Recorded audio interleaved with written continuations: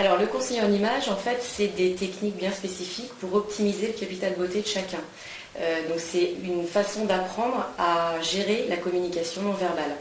Il y a des différentes techniques telles que la colorimétrie, donc les tests de couleurs, la morpho du visage, la morpho silhouette. Le but est d'équilibrer en fait une silhouette, d'optimiser une silhouette et surtout qu'elle soit harmonieuse. Tout ceci dans quel but?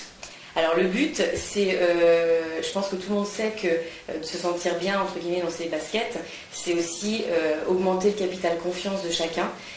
On sait tous aussi que le capital confiance est extrêmement important dans la vie de tous les jours. Donc on s'aperçoit très très vite qu'après un conseiller en image, les gens remontent en capital confiance. À qui s'adresse le conseiller en image? Alors moi je travaille avec 3 domaines différents, donc ça va être les particuliers, dont je viens de parler, les professionnels, où là c'est plus dans le cadre de la communication non verbale des commerciaux ou des hôtesses d'accueil. D'ailleurs celui-ci est pris dans la formation professionnelle où on peut être rémunéré par le DIF, dans le cadre du DIF, et je travaille aussi avec la réinsertion. Donc tous les demandeurs d'emploi, les personnes qui ont du mal à se réinsérer, à trouver du travail. Vous avez déjà eu quelques prises côté réinsertion? Quel est le ressenti des demandeurs d'emploi? Le capital confiance qui remonte énormément, puisque quand on parle de communication non verbale, quand on arrive à un entretien d'embauche, on sait que les 4 premières minutes sont très importantes.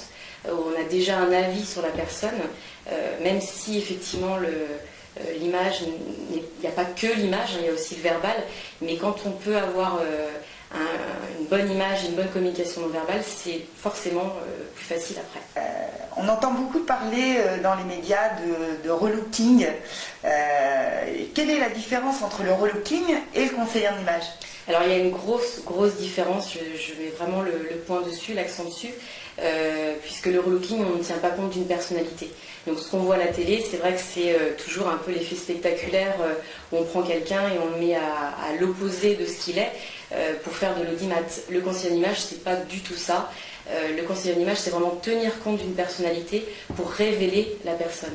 La personne ne sera pas déguisée ou changée. Le but, c'est qu'elle reste elle-même et qu'elle soit optimisée, tout simplement.